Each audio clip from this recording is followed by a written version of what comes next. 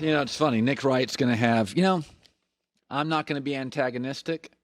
I grew this beard, not because I wanted to, but because the beard gods said, you have so much wisdom. I look like and feel like Hemingway. It wasn't even my choice. They just kept coming out of my face because it's wisdom. This is gray as wisdom. And let's go to Nick Wright, brought to you by Mercedes-Benz, the best or nothing. You notice his beard doesn't have gray. Anywho. Well, it's because I'm a lot younger than you. I don't know if it's wisdom. All right, let's start with this. Something like that. Okay. At some point, people can bang on LeBron, but he is always engaged. People have bad nights. MJ had bad nights. Magic was called Tragic Johnson for a series. But when you're disengaged in big moments regularly, how do you explain Harden last night? What am I supposed to say about James Harden last night? Fourth quarter, 3 meaningful shots? Game of the year? Yeah, I mean, to me, the takeaway last night, I was very surprised to see this was your response to last night. The takeaway last night, to me, wasn't about Harden, what he did or didn't do. I mean, he nearly had another 30-point triple-double. I thought it was just a massive missed opportunity for the Rockets. Russell Westbrook had one of the best playoff games he's had in years. Literally, look it up. It's just the second time since Durant left that he was over 50% from the field in a playoff game. The Rockets hit 40% of their threes, and they lost. They have to win either game 2 when they hit 22 threes or last night when Russ and Harden, I thought, both played well. And I thought this was Lakers in 7. Now it looks like it's going to be quicker than that. But I think what is happening to Harden, listen, bang on Harden for game 7 against OKC. That's totally fair. What's happening to Harden is he's going to look like a lesser player when he's on the court next to the guy who would make every player in the history of the league look like a lesser player. I mean, LeBron set the all-time record for playoff wins last night, and it's not even a headline over Rondo's 20-9 because we've become so spoiled to it. He had the most first-half points, Colin, he's had in a playoff game since the biggest game of his career, one Joy remembers very fondly, Game 6 in Boston in 2012. And then he responded to that in the second half by responding to the folks who snubbed him from the all-defensive team by putting on his own personal block party. I think Harden looks bad because he's in the shadow of LeBron more so than he wasn't fully engaged last night. I mean, he's one of the 6 best players alive. He just happens to be going up against the greatest player ever to live. All right. So I'm a patient man, but I do get tired of when, it's like, okay, you got to watch Milwaukee. And I'm like, no, I think I have to watch Boston and Miami because I like their coaches and I like their young players more. And Milwaukee's not that young. Nick, I'm over Giannis. He's a great kid. I'm over Milwaukee. I would leave. Is that nuts? Oh, it's not nuts. Listen, Giannis did something I think a little dangerous last night, which is he certainly made it seem as if Milwaukee offers him that supermax this summer. He's signing it. And I'm not encouraging Giannis to leave, but I'm also not encouraging him to sign it a year before he has to. They're going to offer him that next summer as well. And if I'm Giannis, I want to see if Bud learns and if Bud's going to be the coach next year, if the team can trade for Chris Paul, what they can do. Because, listen, he obviously needs to improve his mid-range and half-court game. There's no denying that. But he's also a 2-time MVP for a reason, even if obviously LeBron should have won this year's, even though we're just reminded again in the playoffs. Remember the moment, and I'll finish the answer in a second, but there's a great moment in December when the Bucks are playing the Lakers, and Giannis had a great play, fourth quarter, and he mimes putting the crown on his head. And he said, I wear this now. They should run that side by side with him receiving his MVP via Zoom from Milwaukee while LeBron's en route to title number 4. But that's neither here nor there. I would, if I were Giannis, I would wait to make my decision. I wouldn't demand a trade. I'd play one more year and then see, because 3 teams are going to be after him with the cap space to do it a year from now. Miami, Toronto, Dallas. What do all 3 of those teams have in common?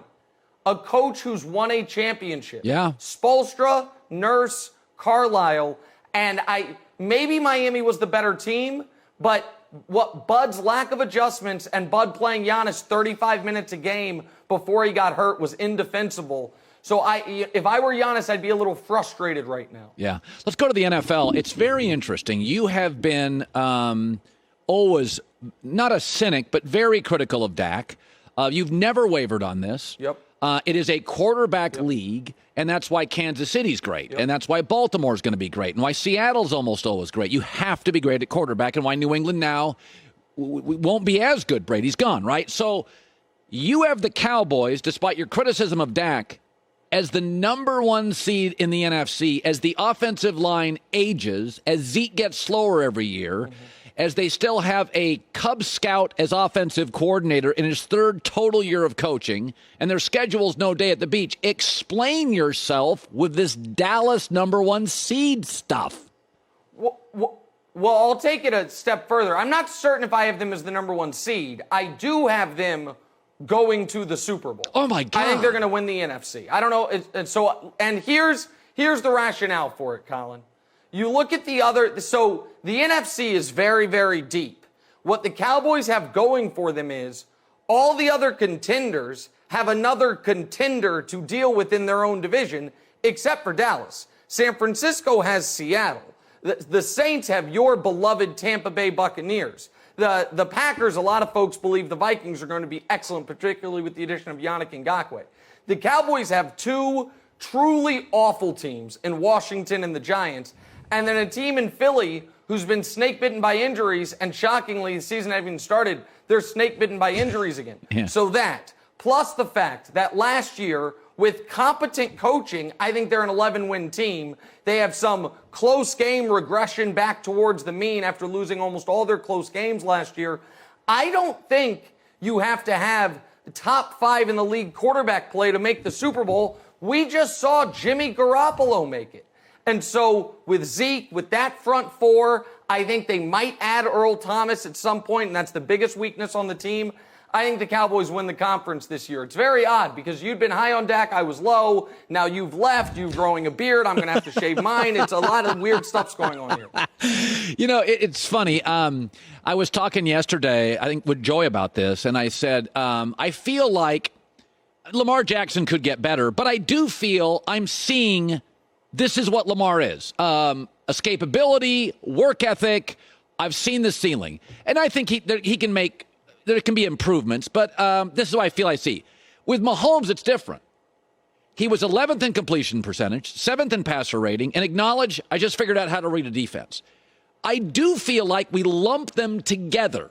And I know you love Kansas City, but it's funny because I think sometimes we forget Kansas City was a really interesting story last year. Trailed in all the playoff games. Defense was kind of a mess until about week 11. I actually think Baltimore will be better this year, but I know exactly what Lamar and they are. I think Kansas City's got another gear. I'm just not sure if they hit it in that tough division. Your thoughts on that basic commentary? Yeah, well, so I disagree it's a tough division. I know that you filed adoption paperwork for Drew Lock. I'll never totally understand that, but maybe you can explain it to me off the air. But I think other than that, you nailed it. I mean, here, and I'm going to add another level to it. And I think you see this across sports.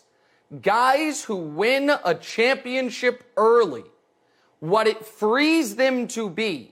Like, why was Kobe Bryant so fearless at the end of games? I would argue it was because he was never tarred with can't win a title. Yeah. Because he won one at 20 years old with Shaq. Yeah. I think why was Tom Brady so much better than Peyton Manning for the bulk of their career in the most critical moments? Because Brady was free-rolling the whole way. There was never actual pressure on him. Manning was the number one pick who all of a sudden faltered in the biggest moments early, and then you could feel that pressure building on him. Yeah. The fact that Mahomes knows he's a fully minted, made man forever, and Lamar knows the exact opposite, which is no matter how brilliant I am, if Colin Cowherd's right and we go 16-0, no one is going to care. It's going to come down to 12 passes if I make or don't make in the playoffs this year. Mahomes can play with none of that pressure. And last year he was banged up all year. And last year Tyreek Hill missed time. And last year, their left tackle missed time. And so for my money, I know you have a team going undefeated in the AFC. Yeah. I think you happen to have the wrong team. Now, I wouldn't pick either of them to go undefeated. But, yeah, I think the Chiefs have another gear to get to, and I would expect them to be least affected alongside Baltimore by no preseason, no offseason, because same coaching staff, same coordinators, same players for the most part, just run it back. That's probably your best take you've ever been on the show. That's a great take, that when you win early, there's no pressure. You have the confidence. You're just playing. The beard inspired me. Yeah. Well, this is inspiring a lot of stuff, too. Not all of it good. Good seeing you, Nick. I'll see you later, man. All right, Bye. Nick Wright. Hi, everybody. Thanks for watching. Subscribe here to get the latest from the show. Also, be sure to check out more of the best clips from The Herd or go watch a few segments from other shows on FS1.